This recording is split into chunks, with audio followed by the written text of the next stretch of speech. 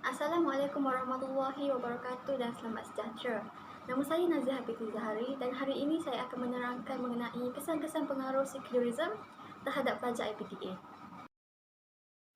Iman adalah satu-satunya kunci yang menjamin seseorang untuk menuju ke syurga Allah SWT.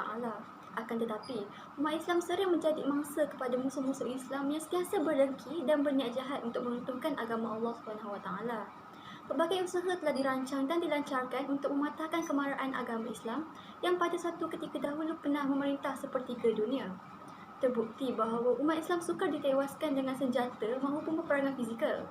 Justru, kaedah paling berkesan untuk menundukkan umat Islam adalah menerusi serangan terhadap kekuatan utama umat Islam, iaitu serangan terhadap keimanan umat Islam itu sendiri. Dengan itu, kesetiaan umat Islam akan menjadi goyah, amal ibadah akan bertambah lemah serta syariah Islam akan mula diabaikan satu demi satu. Serangan pemikiran terhadap dunia Islam ini telah bermula dengan usaha westernisasi yang dilakukan oleh negara barat. Westernisasi ini berasal daripada perkataan Inggeris yang disebut sebagai westernization yang membawa kepada erti proses membaratkan sesebuah negara. Westernisasi ini merupakan gerakan yang menyuruh kepada kebangkitan atas dasar konsepsi barat sehingga mengakibatkan terjadinya proses urbanisasi, modernisasi dan perindustrian ke dalam sistem budaya dan berdirinya tidak berfaksi pada agama Islam yang suci. Terdapat pelbagai ideologi dan pemikiran baru yang datang daripada negara barat yang telah dibawa masuk ke dunia Islam termasuklah fahaman sekularisme. Pemikiran sekularisme ini seringkali dikaitkan dengan fahaman yang tidak menitik beratkan segala unsur agama dalam setiap aspek kehidupan manusia. Fahaman ini telah mengasingkan urusan keduniaan seperti pentadbiran, ekonomi dan politik daripada bercampur dengan segala urusan keagamaan. Sekularisme ini hanya menerima agama sebagai satu anutan semata-mata dan tidak lebih daripada itu. Oleh itu, sekular menolak Islam kerana syariah dan akidah Islam dijadikan sebagai asas dalam kehidupan yang dianggap sebagai satu kongkongan dan batasan bagi mereka. Islam hanya diterima sebagai satu ibadah dan upacara sahaja, manakala pengamalannya bergantung kepada individu itu sendiri. Akhlak dan adab Islam diterima tetapi bukanlah bermaksud mereka terikat dengannya. Bukan itu sahaja, semua perkara halal dan haram juga bergantung kepada individu dan masyarakat itu sendiri dan bukanlah berteraskan Al-Quran dan Al-Sunnah seperti yang dituntut dalam Islam. Selain itu, syariah juga merupakan musuh utama gerakan sekularisme ini. Sekular hanya mengambil perkara tertentu sahaja daripada Islam sekiranya ia menempati dan bersesuaian dengan kehendak diri mereka. Jika dilihat secara umum, sekularisme ini telah menimbulkan pelbagai masalah kepada masyarakat khususnya yang beragama Islam yang secara tidak langsung boleh merosakkan kehidupan serta cara pemikiran sesetengah umat Islam. Dari sudut kesannya terhadap negara, perkara ini boleh dibuktikan dengan amalan riba yang kian berleluasa pada masa kini yang berlaku akibat sudut ekonomi negara telah dipisahkan dari segala konteks keagamaan. Ideologi yang menggunakan medium pendidikan dan media massa sebagai platform utama penyebaran ini telah berjaya mempengaruhi pelbagai aspek kehidupan manusia. Terdapat pelbagai kesan akibat pengaruh sekularisme terhadap pelajar IPTA. Antaranya ialah fahaman ini telah mempengaruhi tahap pemikiran para pelajar, meruntuhkan sasiah diri para pelajar serta pemikiran sekular ini juga akan dibawa oleh para pelajar hingga mereka tiba di alam pekerjaan kelak. Kesan pertama yang saya akan ulas ialah fahaman sekularisme ini telah mempengaruhi tahap pemikiran para pelajar. Umum mengetahui bahawa ajaran Islam mampu untuk membentuk dan mengubah peribadi seseorang insan menjadi lebih baik dan terpuji. Namun, hal ini sangatlah bertentangan dengan fahaman sekularisme yang hanya mengambil berat akan hal-hal keduniaan sahaja. Perkara ini akan mengakibatkan niat dan pemikiran para pelajar untuk menuntut ilmu jauh terpesong, iaitu menuntut ilmu hanya kerana ingin mendapatkan kerja yang bergaji lumayan serta mengejar kekayaan dan kejayaan di dunia dan bukanlah menuntut ilmu sebagai satu ibadah demi melaksanakan tanggungjawab serta kewajipan sebagai seorang umat Islam.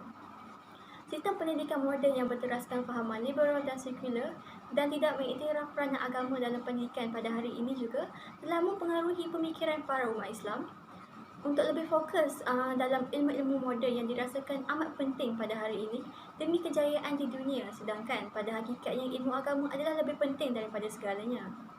Para pelajar yang cenderung akan ideologi barat ini juga akan sering mempersoalkan sistem maupun hukum yang terkandung dalam agama Islam yang dirasakan sebagai bercanggah dengan fahaman mereka yang telah dipengaruhi dengan pelbagai ideologi barat.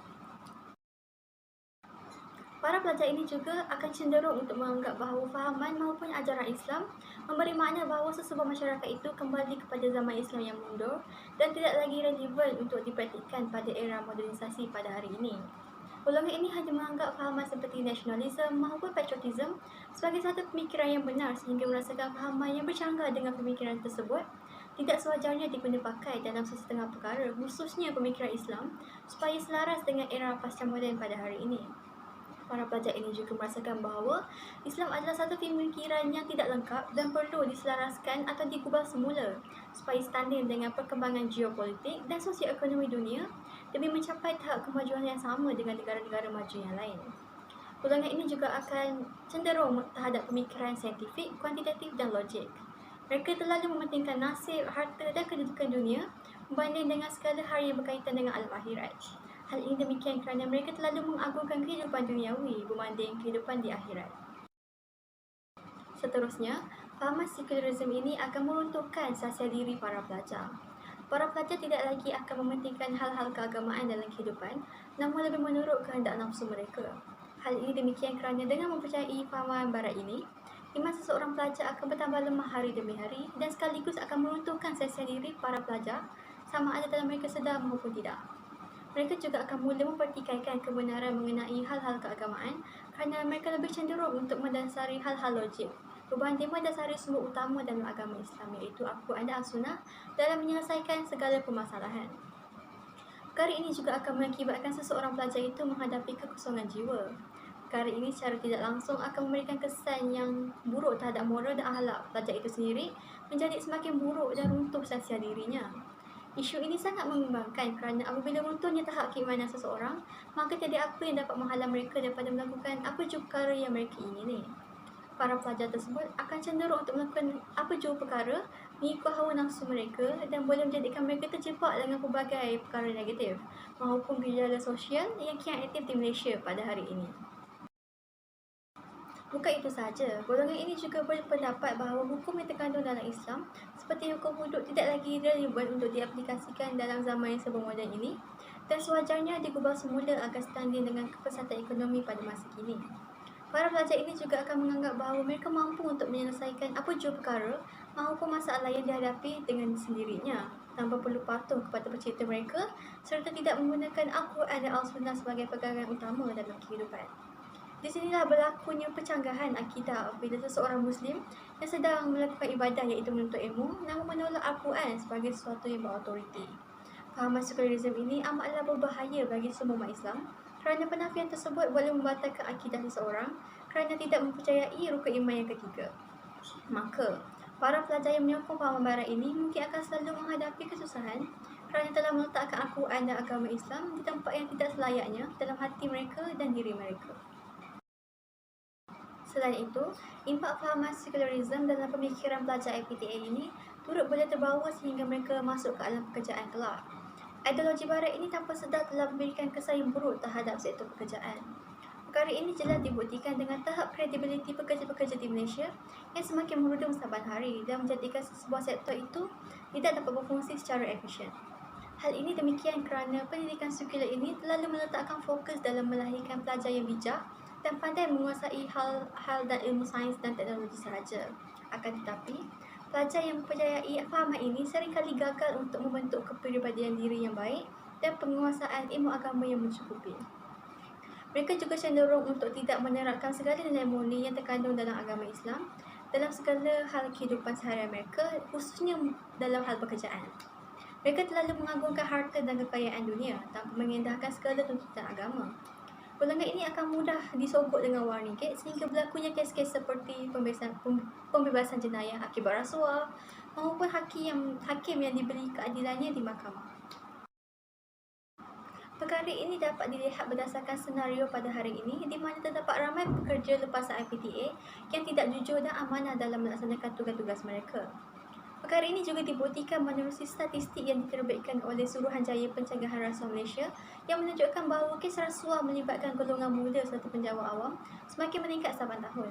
Berdasarkan rajah di atas, hasil siasatan kes rasuah telah menunjukkan peningkatan yang drastik iaitu sebanyak 894 kes pada tahun 2018 dan meningkat menjadi 1,000 81 kes setakat bulan November 2020. Perkara ini jelas membuktikan bahawa jenayah buruk ini turut berupaya memasuki minda golongan terpelajar. Menurut logik akal, individu yang kuat pegangan agamanya tidak akan sesekali melakukan perkara sedemikian. Namun jenayah ini tidak mustahil untuk dilakukan bagi individu yang berpegang teguh kepada konsep sekularisme. Kesimpulannya, sekularisme yang memisahkan agama daripada segenap bidang kehidupan manusia termasuklah aspek politik, pentadbiran negara, sosial dan ekonomi ini jelas bertentangan dengan ajaran Islam kerana Islam adalah bersifat ad-din yang merangkumi seluruh aspek kehidupan manusia. Umat Islam sewajarnya menyedari bahawa farman ini amatlah menyalahi akidah dan boleh membawa kepada terbatalnya syahadah. Oleh itu, aspek rohani dan penerapan nilai-nilai murni, khususnya menerusi hal-hal keagamaan, sewajarnya diterapkan dari peringkat awal pendidikan lagi dan haruslah diselami serta dipelajari dengan lebih mendalam pada peringkat IPDA. Perkara ini sangatlah ditegaskan supaya segala usaha dan ilmu yang dipupuk sejak dari kecil lagi tidak sewenang-wenangnya dijajah oleh pemikiran asing yang mungkin apabila dilihat oleh mata kasar sebagai satu fahaman yang sangatlah sempurna dan memenuhi tuntutan pada masa kini. Walhal pada hakikatnya sangatlah bercanggah dengan segala hukum-hukum agama dan boleh menjurus seseorang ke lembah kesesatan. Oleh itu, asas pendidikan Islam adalah sangat penting bagi membentuk golongan terpelajar yang penuh dengan sasiah diri yang terpuji demi melahirkan generasi pemimpin negara yang mentadbir negara berlandaskan syariah Islam.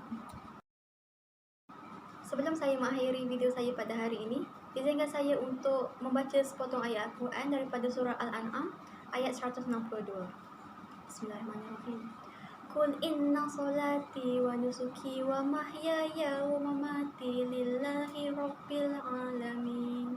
Yang bermaksud, katakanlah sesungguhnya sembahyangku dan ibadahku, hidupku dan matiku hanyalah untuk Allah Subhanahu Wa Taala, Tuhan yang memelihara dan mentadbir sekalian alam. Sekian itu sahaja dari saya. Assalamualaikum warahmatullahi wabarakatuh.